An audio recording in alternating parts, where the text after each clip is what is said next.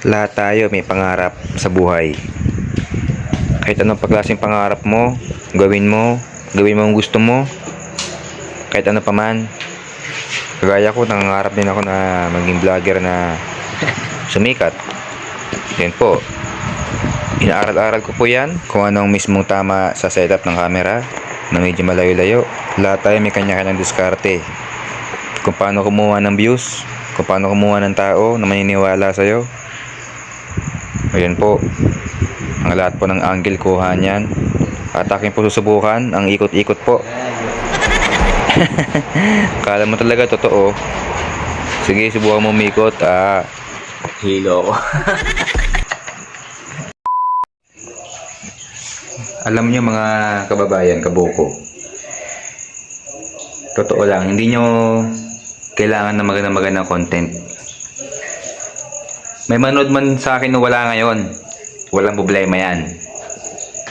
Lahat naman tayo nangangarap na maging sikat, maging vlogger na sana balang araw maging kagaya rin ako ng ganito, ganyan. Kaya marami rin gumagawa. Napakarami ngayong content creator, sobra-sobra. Ngayon, sa pag-vlog ay swertihan din talaga. Kapag napansin ka, sikat ka. Pag di ka napansin, hanggang dun ka lang. Parang ganun lang yun sa buhay. Ganun lang yun. Hindi mo kailangan ng maganda content. Kasi kung gagawa ka ng maganda content o pangit na content, lalo kung nakakasama naman sa sarili mo, delikado. Sa ngayon na nanonood po nito, mga kababayan, mga kabuko, lahat ay ginagawa na diskarte o ilang taon bago mapansin ang isang content creator na nag-upload sa social media, Facebook, YouTube, TikTok. Ngayon, lahat yan ay may diskarte. Ako, yung diskarte ko iba kahit anong klaseng vlog ko, wala problema yan kasi ano ako, real estate. Yan po. Yan po yung nilagay ko, real estate. Big sabihin po nun ay totoong nangyayari sa buhay mo. Kaya po sinabing real estate yan.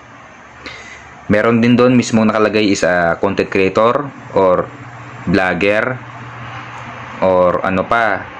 Kasi ako nilagay ko real estate coconut explorer. Kasi umakit po ako na mismong nyog dito sa Taiwan. Meron din sa pagkain. Marami content creator. Pero yung minsan nakakasama din na magbabalag ka tapos magsisinungaling ka. Yun po yung pangit kasi kukuha ka ng tao na maniniwala sa'yo. Tas, di ba? Hindi naman totoo. Yan yung mismong pangit. Kaya kailangan yung totoo. Kahit anong klaseng vlog mo, walang problema yan. Huwag lang yung mismong delikado na nakasama si mismong katawan mo. Yun. Maraming salamat po sa nanonood po nito.